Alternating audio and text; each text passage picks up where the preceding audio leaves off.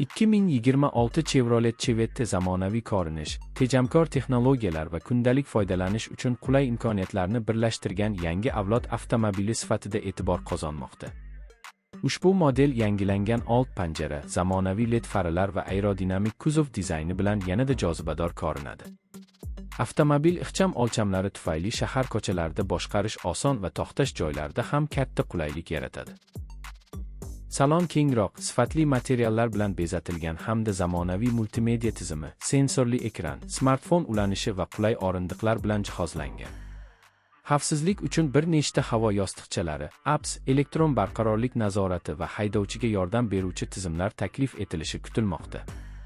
Dvigatel yoqilg'i sarfini kamaytirishga qaratilgan bo'lib, kundalik haydash uchun yetarli quvvatni taqdim etadi.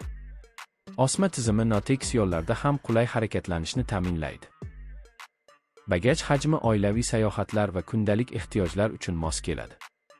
Ichki makonda yo'lovchilar uchun keng oyoq joyi va ko'plab saqlash bo'limlari mavjud.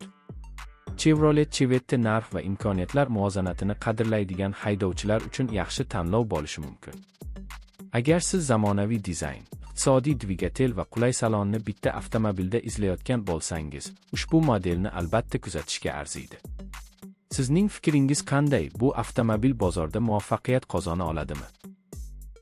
Izohlarda o'z fikringizni yozing va muhokamaga qo'shiling. Chevrolet haqidagi eng so'nggi yangiliklar, sharhlar va kelajakdagi modellarni birinchi bo'lib ko'rish uchun Tarmax kanaliga albatta obuna bo'ling. Videoga like bosishni unutmang va do'stlaringiz bilan ulashing. Sizning qo'llab-quvvatlashingiz bizni yanada sifatli Chevrolet sharhlarini tayyorlashga ilhomlantiradi. Keyingi videolarda yangi modellar, sinov natijalari, texnik tafsilotlar va foydali taqqoslashlarni ham taqdim etamiz.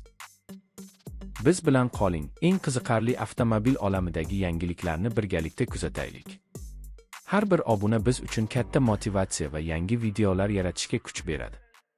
Rahmat, keyingi uchrashuvgacha xayr.